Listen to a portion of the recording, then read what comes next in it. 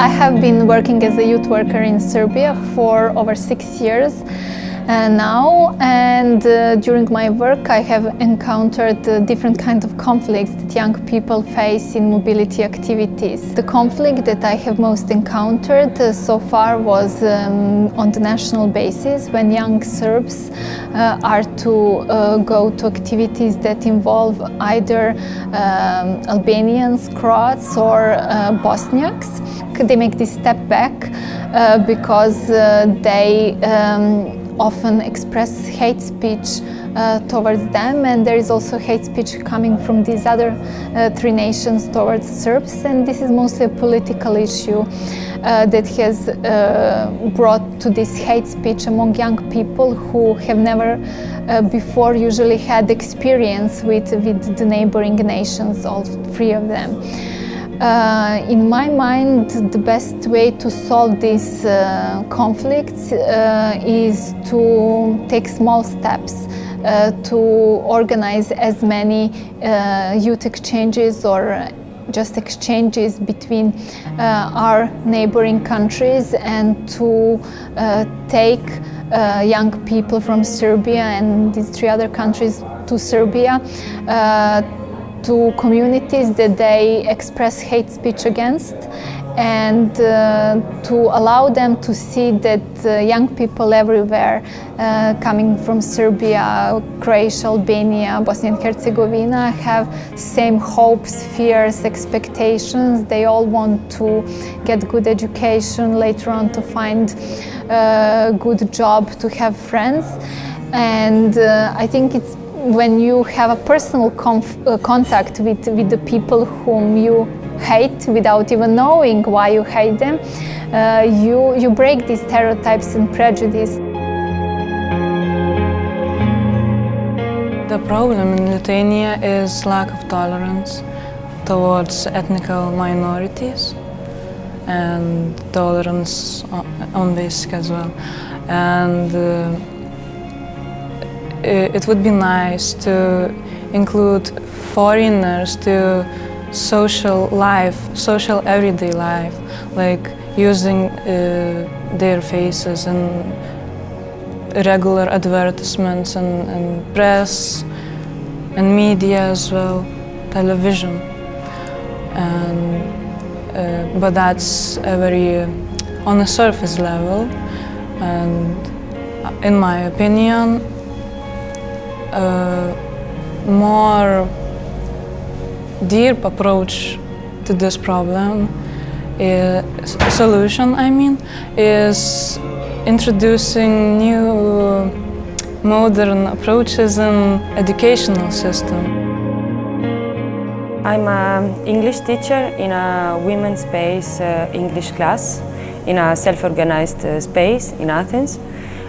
In my class I have around 10-12 students, and half of them are from Syria and half of them are from Afghanistan, and then there is a little part of Kurdish, but not really often. Anyway, the conflict that was very clear to my eyes at some point was the differences between them, the level of educational and school education especially. Because Afghanistan is a country in which women can hardly study, or if they are studying just for the first few years of their life. And Syrian women somehow in the class, for me at least, was very clear that they were feeling kind of superior or more confident, more participating to the class, to the lessons. So my proposal at some point, because I understood that somehow this couldn't really work, and especially we were starting from the beginning, because the very beginning, because it was an ABC class, was to create a kind of interactive class in which there wasn't just like I just wasn't speaking and people like were just telling me what they learned, but it was like self-helping class in which many of them, they were coming to the whiteboard and they were, for example, trying to write the name of some others in English, and the other one has to tell them the letters. So all of this stuff to put them in kind of same level, and because the main problem it wasn't, because English was new for all of them actually, but the main problem was the attitude of the Syrian women compared with the Afghani women.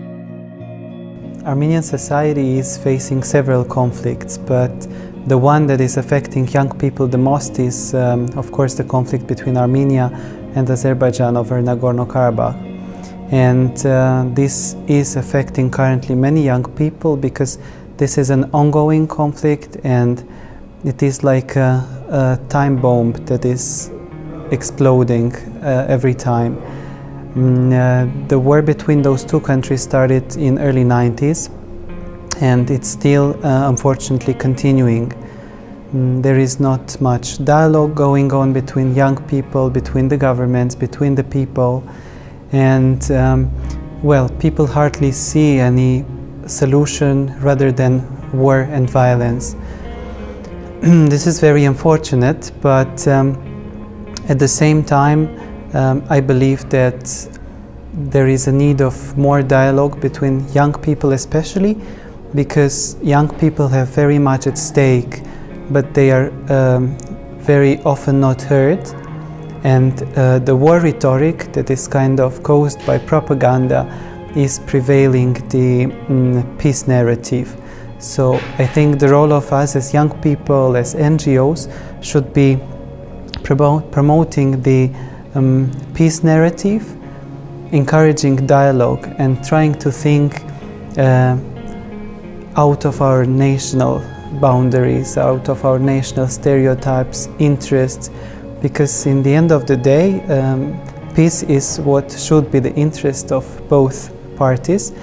And if we want to live in prosperity, if we want to have better education, less militarization, then we need to have peace between those two countries. We need to be better at making sure people feel integrated into Swedish society, because I know for certain that some people really feel excluded and disenfranchised in Sweden, because I speak to them. I was one of them once in a time. I've been there, I've been in like this dark place, but I got out because I always felt integrated in some way because of my Swedish heritage. But for some people, they don't have that. They don't feel Swedish, even if they are born in Sweden. I think that's what we need to change. We need to make people feel Swedish. So we have this internal conflict in Turkey between the Turkish government and the Kurdish supporters since 1980s. Kurdish minority is the biggest minority in Turkey. But in time they wanted to get separated from Turkey and establish their own republic. But Turkish government didn't want this to happen, so they tried to suppress them.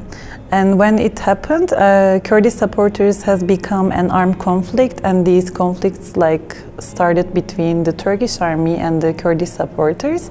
That's why right now they're called a terrorist organization, PKK. But recently, since 2019, there is this peace process has been started by the Turkish government in order to give some rights to the Kurdish minority. But unfortunately, these bombings, as you might guess, has been happening a lot in Turkey recently. This peace process just frozen.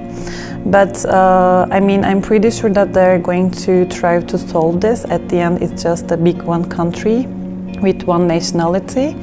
But unfortunately, because of the coup attempt that we have had last year in 2016, right now we have the state of emergency, basically and mostly in the southeast and east of Turkey. So that's why right now there is not anything happening regarding to solution. But according to me, it can be solved at the end. Just one nation. It just needs to be two sides needs to sit down and try to have some sacrifices mutually, and if it's possible to compromise it, and I'm pretty sure that it will be fine. I come from Ukraine. It's the biggest country in Eastern Europe. It's beautiful and glorious, but now we are facing so many difficulties and some problems. And as for me, the main conflict in our country is that people don't understand each other. I mean, people from the east part of Ukraine and western part of Ukraine.